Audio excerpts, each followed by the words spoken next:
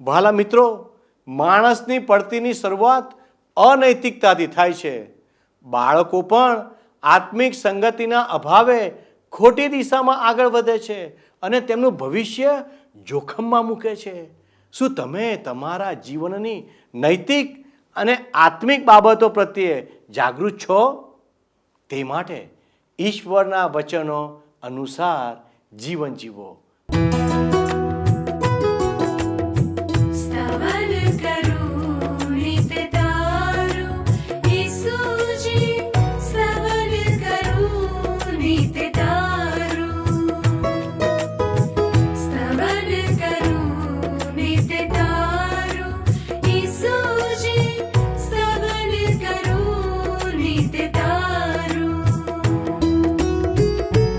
आज सवारे साद सुनी तो महिमा करूं प्रभु तारो, महिमा करूं प्रभु तारो. स्तवन करूं नित तारो,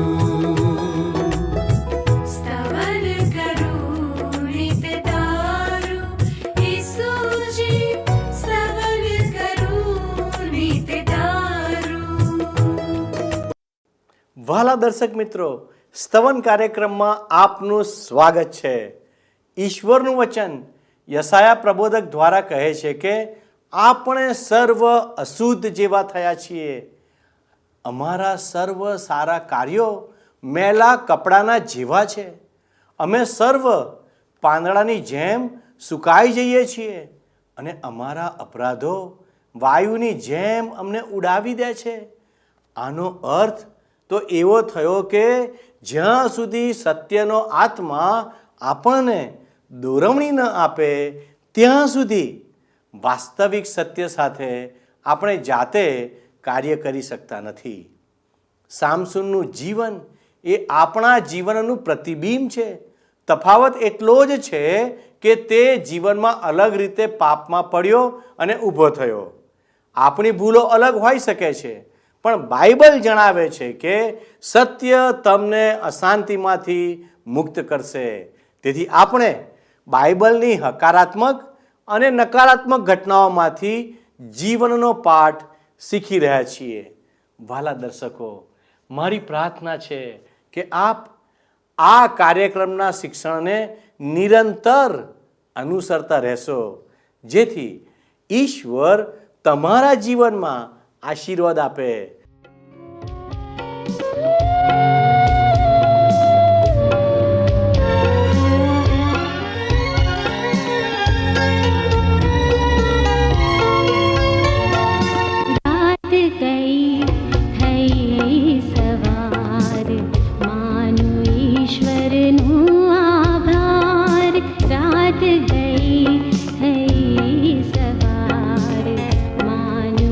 ईश्वर नु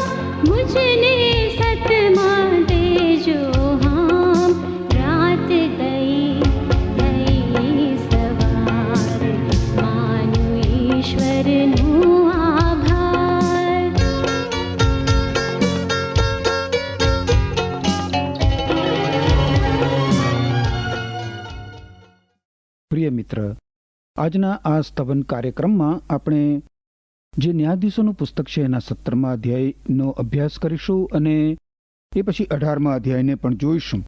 તમે જોશો મિત્ર તો 17મા અધ્યાયમાં કુલ 13 કલમો છે અને 18મા અધ્યાયમાં 31 કલમો છે. તમારી પાસે જો બાઇબલ હોય તો કૃપા કરીને તમારી સમક્ષ ન્યાયાધીશોનું પુસ્તક 17મા અધ્યાયમાં ખુલ્લું રાખજો. હવે તમે જોશો ને મિત્ર તો ન્યાયાધીશોના પુસ્તકના 17મા અને 18મા અધ્યાયમાં ધાર્મિક નિંદા અને મંદિર જોવા મળે છે. 17 થી 21 અધ્યાયોમાં આ પુસ્તકના આરંભમાં દર્શાવેલ ઇતિહાસની ફિલસૂફી જોવા મળે છે. આપણે મિત્ર ન્યાયાધીશોના પુસ્તકમાં ઇતિહાસનું આ ચક્ર ગોળ ગોળ ફરતું જોયું છે. ચક્રનો આરંભ ઇઝરાયેલી લોકો આશીર્વાદની પરિસ્થિતિમાં હોય છે ત્યાંથી શરૂ થાય છે. એ લોકો ઈશ્વરની સેવા કરે છે, પછી એ લોકો ઈશ્વરનો ત્યાગ કરીને દુષ્ટતા કરે છે. એ લોકો પોતાને માર્ગે આગળ વધે છે, એ પછી તેમને ગુલામીમાં ધકેલી દેવામાં આવે છે. ગુલામી અને દમનના દોર નીચે તેઓ છુટકારા માટે ઈશ્વરને પોકાર કરે છે અને એ પછી તેઓ ઈશ્વર ગમ વળીને પશ્ચાતાપ કરે છે. ઈશ્વર તેમને છોડાવવા માટે ન્યાયાધીશો ઊભા કરે છે. આ પછી ઇઝરાયેલી લોકો આશીર્વાદની પરિસ્થિતિમાં પાછા પ્રવેશ કરે છે અને ઈશ્વરની સેવા કરે છે. જ્યારે એ લોકો વ્યવસ્થિત થાય છે ત્યારે ફરીથી એ લોકો પાપમાં સરકી જઈને ઈશ્વરનો ત્યાગ કરે છે. ન્યાયાધીશોના સમયગાળા દરમિયાન ઇઝરાયેલી લોકોએ મિત્ર 7 વખત ઈશ્વરનો ત્યાગ કર્યો હતો. આ ચક્ર મિત્ર આપણને ઇતિહાસની ફિલસૂફી બતાવે છે. દરેક કુટુંબ અને દરેક રાષ્ટ્ર એ જ ચક્રને અનુસરે છે. સૌપ્રથમ આવે છે ધર્મત્યાગ, એ પછી નૈતિક અધપતન થાય છે અને જે ત્રીજું સ્તર છે એ રાષ્ટ્રીય અંધાધુંધીમાં પરિણમે છે. પતન મનુષ્યનો ધર્મત્યાગથી શરૂ થાય છે, જે કરકુટુંબમાં પછી પ્રવેશે છે અને રાષ્ટ્રમાં પથરાઈ જાય છે. ન્યાયાધીશોના 17મા અને 18મા અધ્યાયમાં દાનના કુળમાં ઈશ્વરના ત્યાગનો આરંભ થયો, કારણ કે એ લોકો પોતાના વિસ્તારની સીમાઓ વિસ્તૃત કરવા માંગતા હતા. ફરીથી એ લોકો સરકી ગયા. એ બધાનું મૂળ મીખાના ઘરમાં અને મીખાને બગાડનાર એની માતામાં હતું મિત્ર. મીખાએ પુરોહિત તરીકે જે લેવીને નોકરી પર રાખ્યો હતો તેણે પોતાની સ્વાર્થી યોજના પ્રમાણે દાનના કુળને આગળ વધવા માટે સલાહ આપી. તમે મિત્ર મારી સાથે સાથે ન્યાયાધીશોના પુસ્તકના 17મા અધ્યાયની પ્રથમ 2 કલમો જોશો. અહીં લખવામાં આવી છે, એફ્રાઈમના પહાડી મુલકનો મીખા નામે એક પુરુષ હતો. તેણે પોતાની માને કહ્યું, જે 1100 રૂપિયા તારી પાસેથી ચોરી લેવામાં આવ્યા હતા અને જેને લીધે તે શાપ દીધો હતો ને વળી મને પણ કંઈ સંભળાવ્યું હતું, તે રૂપિયા મારી પાસે છે, તે મેં લીધા હતા. તેની માએ કહ્યું, મારા દીકરા પર યહોવાનો આશીર્વાદ આવો. તમે જુઓ મિત્ર, મીખા એક બગડી ગયેલા દીકરાનું ઉદાહરણ છે. મીખા જાણતો હતો કે તેની માતા અમુક પૈસાની બચત કરતી હતી અને એટલે એણે એ પૈસા ચોરી લેવાનો નિર્ણય કર્યો. પૈસા કોણે ચોરી લીધા છે એ જાણતી ન હોવાને લીધે એની માતાએ ચોરને શાપ આપ્યો અને એટલે મીખાએ કબૂલ કર્યું કે ચોર તો હું પોતે જ છું. પણ તમે જુઓ, એની માતાએ એને ચોરી માટે શિક્ષા કરવાને બદલે એની પીઠ થાબડી. 3જી કલમમાં શું કહે છે? જ્યારે તેણે તે 1100 રૂપિયા પોતાની માને પાછા આપ્યા ત્યારે તેની માએ કહ્યું કે મેં મારા હાથથી મારા દીકરાની ખાતર તે રૂપિયા યહોવાને અર્પણ કર્યા હતા, માટે હવે હું તને તે પાછા આપીશ. મીખાએ જ્યારે ચોરેલા પૈસા પોતાની માતાને પાછા આપ્યા ત્યારે તેની માતાએ તેને કહ્યું કે એણે તો આ પૈસા ઈશ્વર માટે બચાવ્યા હતા. તમે જુઓ મિત્ર, આ લોકો તરફ વળી ગયા હતા. એની માતાએ એ પૈસા મીખાના હાથમાં મૂકી દીધા. આજે ઘણા બધા વિશ્વાસીઓ એ જ રીતે વિશ્વાસી જીવનમાં ઢચુપચુ હોય છે. મીખાની માતાએ એ પૈસા ઈશ્વર માટે અલગ ફાળવ્યા હતા, પરંતુ એ પૈસાનો ઉપયોગ તમે જુઓ. ઘણા સેવકો મિત્ર ઈશ્વરના સેવા કાર્ય માટે લોકો પાસેથી નાણાંનું દાન સ્વીકારતા હોય છે, પરંતુ કેટલાક સેવકો જે રીતે ઈશ્વરના નાણાંનો વ્યય કરે છે ને, ત્યારે જો કે એ લોકો એમ કહેતા હોય છે કે આ નાણાં ઈશ્વરને સમર્પિત કરવામાં આવ્યા છે, ત્યારે ખરેખર તો મોજ મજાના દેવને માન આપવા માટે એનો ઉપયોગ એ લોકો કરતા હોય છે. 5મી અને 6ઠ્ઠી કલમ જુઓ. ન્યાયાધીશોનું પુસ્તક 17મો અધ્યાય. મીખાને ત્યાં એક દેવસ્થાન હતું. તેણે એફોદ તથા તરાફીમ બનાવ્યા અને પોતાના એક દીકરાની પ્રતિષ્ઠા કરીને તેને તેનો પુરોહિત બનાવ્યો. તે વખતે ઇઝરાયેલમાં રાજા નહોતો. પ્રત્યેક માણસ પોતપોતાની નજરમાં જે સારું લાગતું તે કરતો. મીખા પાસે દેવોનો એક ઓરડો હતો. દેવસ્થાનને પૂરું કરવા માટે મીખાએ એક એફોદ અને તરાફીમ આપ્યા અને આ પછી મીખાએ પોતાના પુત્રોમાંના એકની પુરોહિત તરીકે પ્રતિષ્ઠા કરી. તમે જુઓ છો મિત્ર, આ લોકો કેવી પરિસ્થિતિમાં આવી પડ્યા હતા. પ્રત્યેક માણસ પોતપોતાની નજરમાં જે સારું લાગતું હતું એ જ કરતો હતો. 7 થી 10 કલમોમાં લખ્યું છે, યહૂદાના બેથલેહેમનો યહૂદાના કુટુંબનો એક જુવાન પુરુષ હતો. તે લેવી હતો. તે ત્યાં આવીને વસેલો હતો. તે માણસ જ્યાં જગા મળે ત્યાં વસવા સારું તે નગરમાંથી એટલે બેથલેહેમ યહૂદામાંથી ચાલી નીકળ્યો અને મુસાફરી કરતો કરતો તે એફ્રાઈમના પહાડી મુલકોમાં મીખાને ઘેર આવી પહોંચ્યો. મીખાએ તેને પૂછ્યું, તું ક્યાંથી આવે છે? તેણે તેને કહ્યું કે હું યહૂદા બેથલેહેમનો એક લેવી છું ને જ્યાં કંઈ મને જગા મળે ત્યાં રહેવા સારું હું જાઉં છું. મીખાએ તેને કહ્યું, મારી સાથે રહે ને મારો બાપ તથા પુરોહિત થા. હું તને વર્ષે 10 રૂપિયા એક જોડ લુગડા તથા ખાવાનું આપીશ. તેથી તે લેવી તેને ત્યાં રહ્યો. મીખાએ પોતાના દીકરાને પુરોહિત બનાવ્યો હતો અને એટલે એ થોડોક ચિંતિત બની ગયો હશે. એટલે જ્યારે એક ફરતો ઉપદેશક ત્યાં આવી ગયો ત્યારે મીખાએ તેને પુરોહિત તરીકે નોકરી પર રોકી લીધો અને આ લેવી પુરોહિત બની ગયો. ઘરની અંદર એ રહેવા લાગ્યો. 11 થી 13 કલમોમાં લખ્યું છે, તે લેવી તે માણસની સાથે રહેવાને રાજી હતો અને તે જુવાનને તે પોતાના પુત્ર સમાન ગણતો હતો. મીખાએ તે લેવીની પ્રતિષ્ઠા કરી ને તે જુવાન તેનો પુરોહિત થઈને મીખાના ઘરમાં રહ્યો. ત્યારે મીખાએ કહ્યું કે હવે હું જાણું છું કે એક લેવી મારો પુરોહિત છે. એ જોઈને યહોવા મારું કલ્યાણ કરશે. ઇઝરાયેલી લોકોનું જે સ્તરે આધ્યાત્મિક અધપતન થયું હતું એ નીચલામાં નીચલા સ્તરને મિત્ર આ અધ્યાયમાં આપણે જોઈ શકીએ છીએ. આ મીખા એવું વિચારે છે કે પુરોહિત તરીકે એની પાસે એક લેવી છે ને એટલે એની બધી જરૂરિયાતો પૂરી થઈ ગઈ. આ પ્રકારની વિચારસરણી કેટલી બધી દુઃખદ છે મિત્ર, કેટલી બધી દુઃખદ છે. મીખાએ એમ છતાં પોતાના પર ઈશ્વરના આશીર્વાદોની અપેક્ષા રાખી. માનવ સમાજમાં આજે આવા કેટલા બધા લોકો છે.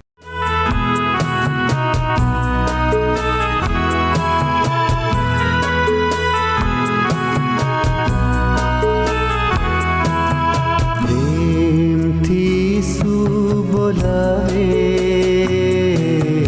જલ્દી આવો. પ્રેમથી શું બોલાવે, જલ્દી આવો. પામો મુક્તિ ખરી, આનંદથી ભરપૂર થાઓ.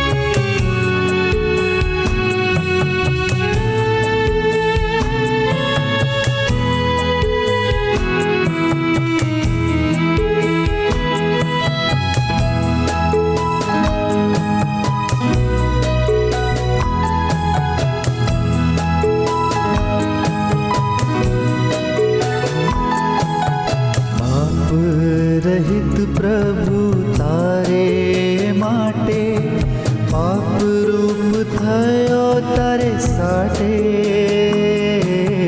પાપ રહિત પ્રભુ તારે માટે, પાપ રૂપ થયો તારે સાટે. શાપિત થયો થંભ ઉપર તે, જલ્દી આવ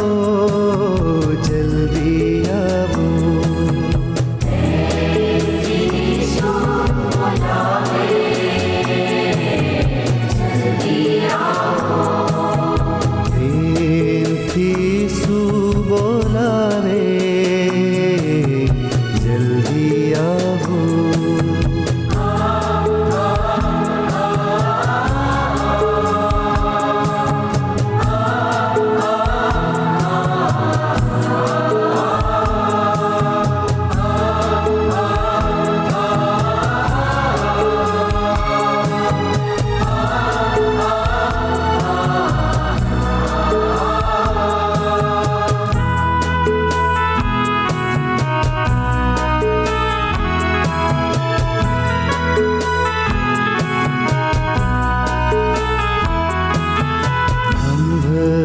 પરતે તૃષિત થયો તારે વાસ્તે મધ્યસ્થ થયો.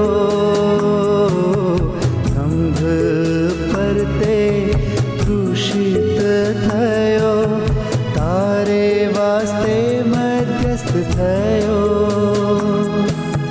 ઘાટો પડી પ્રાણ છોડ્યો ત્યાં જલ્દી આવો જલ્દી આવો.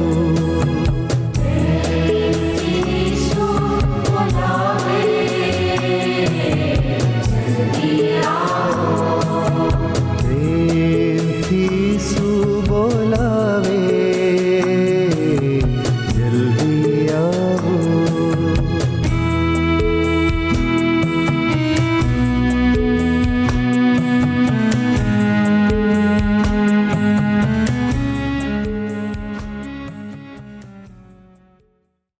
ખેર, આપણે હવે મિત્ર ન્યાયાધીશોના પુસ્તકના 18મા અધ્યાયને જોઈએ. દાનના કુળને સશક્ત પલિસ્તીઓનો વિસ્તાર આપવામાં આવ્યો હતો. દાનના લોકોએ વિચાર્યું કે રહેવા માટે એમને વધારે જગ્યાની જરૂર છે. હવે આપણે જોયું એમ ઇઝરાયેલી પ્રજામાં કોઈ રાજા નહોતો અને સમય એ સદંતર અંધાધૂંધીનો હતો. ઇઝરાયેલી લોકોનો કોઈ નેતા નહોતો. પહેલી કલમ જુઓ, ન્યાયાધીશોનું પુસ્તક 18મો અધ્યાય, પહેલી કલમ.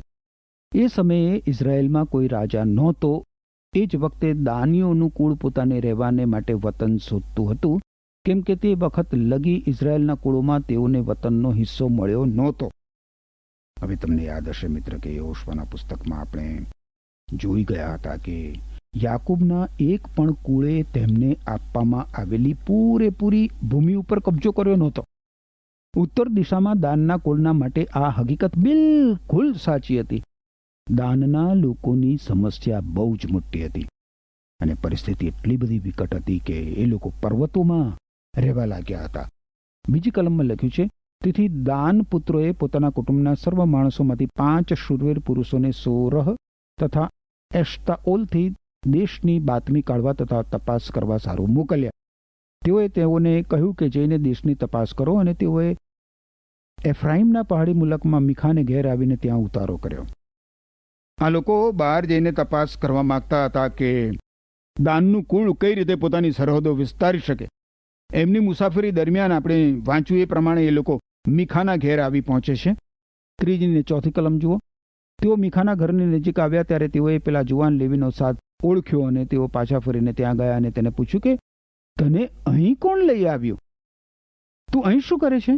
અહીં તને શું મળે છે? તેણે તેઓને કહ્યું કે મીખાએ મારે માટે ફલાણું કર્યું છે ને તેણે મને પગારથી રાખ્યો છે ને હું તેનો પુરોહિત થયો છું. આ લેવી પગારીદાર પુરોહિત કરતા વધારે કશું જ નહોતો.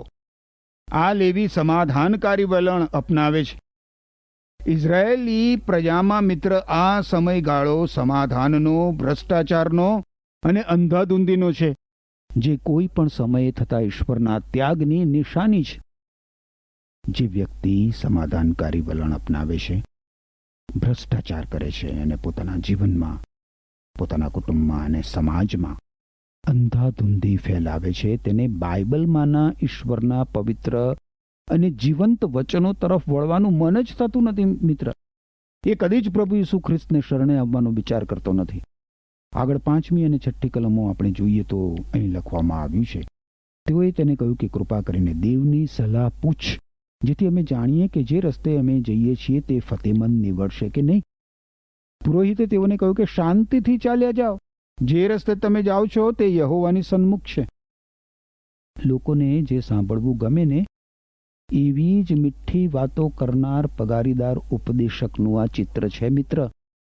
5 લોકો એમ વિચારીને વિદાય થયા કે તેમને લેવી પુરોહિતે જે કહ્યું હતું એ બહુ જ સરસ હતું. 9 થી 11 કલમો જુઓ શું કહે છે.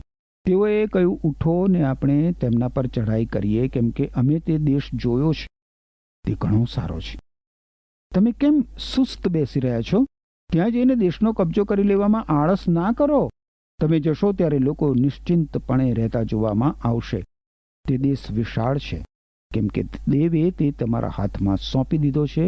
પૃથ્વી પરની કોઈ પણ વસ્તુની ખોટ ન પડે એવું તે સ્થળ છે. પછી સોરા તથા એશ્તાઓલથી દાનના કુળના 600 માણસ શસ્ત્ર સજીને ત્યાંથી ચાલી નીકળ્યા. હવે જાસૂસો સારો અહેવાલ લઈને પાછા ફર્યા કે દાનના કુળે લાઈશ નગરનો વિસ્તાર કબજે કરી લેવો જોઈએ. અને એ કારણથી શું બને છે? 600 જુવાનોનું સૈન્ય ભેગું કરવામાં આવે છે અને એ લોકો પોતાના ઘર વખરી અને પરિવારો લઈને ચાલી નીકળે છે. લાઈશ નગરના રસ્તે આગળ વધતા એ લોકો મીખાના ઘેર આવીને તેના પુરોહિતને તેની પાસેથી પડાવી લે છે. અને આ પછી દાનના કુળના લોકો લાઈશ નગર પર કબજો કરીને એને બાળી મૂકે છે. ફરીથી પાછા એ નગરને બાંધે છે અને એમાં વસવાટ કરવા લાગે છે. અને પછી એ શહેરને દાન એવું નામ એ લોકો આપે છે.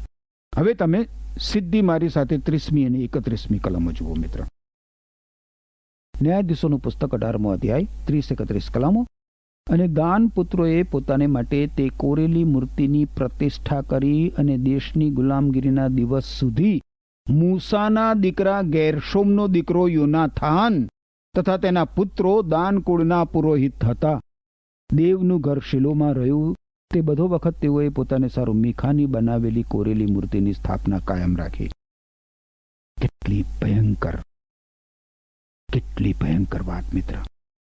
અહીં ઈશ્વરના ત્યાગનું સચોટ ચિત્ર જોઈ શકાય છે. આ યોનાથાન કોણ હતો મિત્ર? જરા વિચાર કરો. યોનાથાન એ મૂસાનો પૌત્ર હતો. તમે જુઓ આ લોકો ઈશ્વરથી કેટલે બધે દૂર ચાલ્યા ગયા છે. મૂસાએ ઈશ્વર વિશે શું કહ્યું હતું? નિર્ગમનનું પુસ્તક 20મો અધ્યાય 3જી અને 4થી કલમ. આ મૂસા દ્વારા ઈશ્વરે કેટલી અદ્ભુત આજ્ઞાઓ આપી હતી ઇઝરાયેલી પ્રજાને. 3જી અને 4થી કલમ નિર્ગમનનું પુસ્તક 20મો અધ્યાય. ઈશ્વર કહે છે કે મારા સિવાય તારે ન હોય. 4થી કલમમાં તો કહે છે કે તું તારે સારું કોઈ ન કર. ઉપર આકાશમાંની કે નીચે ભૂમિમાંની કે ભૂમિની તળેના પાણીમાંની કોઈ પણ ચીજની પ્રતિમા ન કર.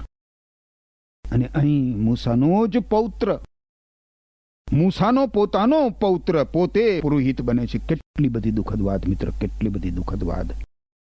મારા મિત્ર, ઈશ્વરનો ત્યાગ કરવો એ અત્યંત ખતરનાક બાબત છે.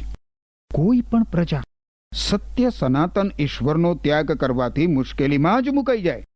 ઇઝરાયેલી પ્રજામાં એવું જ બન્યું. કોઈ પણ વ્યક્તિના જીવનમાં, કોઈ પણ પરિવારમાં સાચા ઈશ્વરના ત્યાગથી એવા જ પરિણામો આવે છે મિત્ર. રૂડિયાપણું અને ભોગવિલાસ અને એવા બીજા કાર્યો.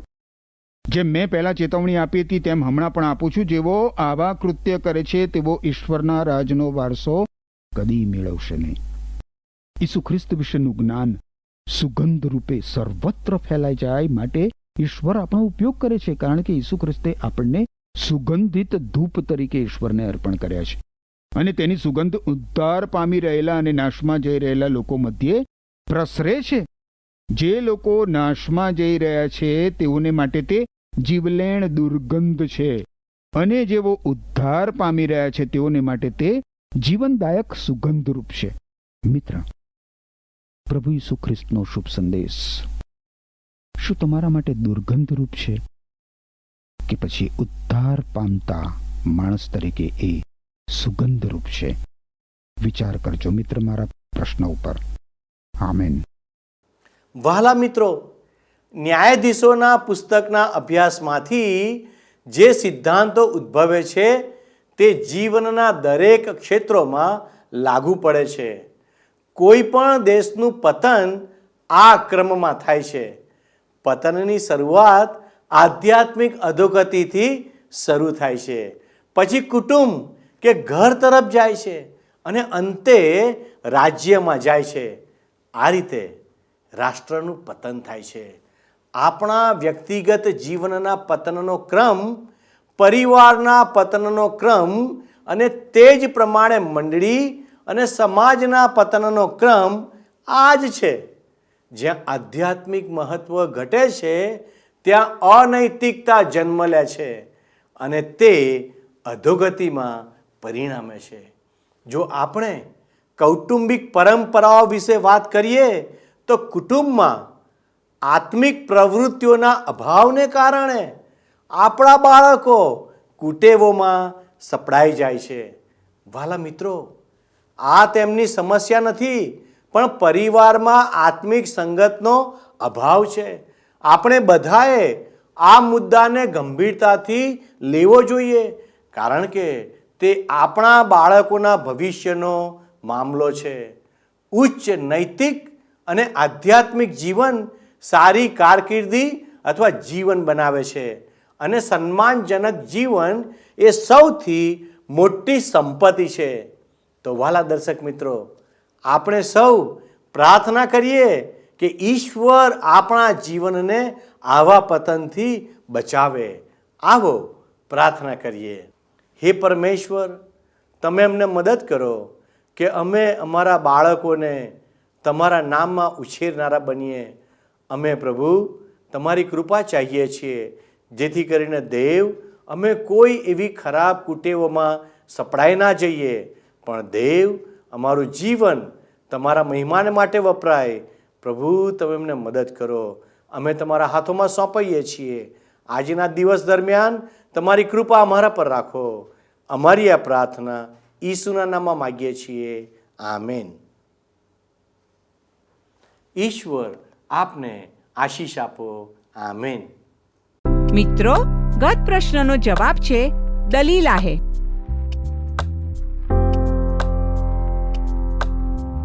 આજનો પ્રશ્ન છે, ન્યાયાધીશોના સમયમાં ઇસ્રાયેલીઓ કેટલી વખત ઈશ્વરનો ત્યાગ કરે છે?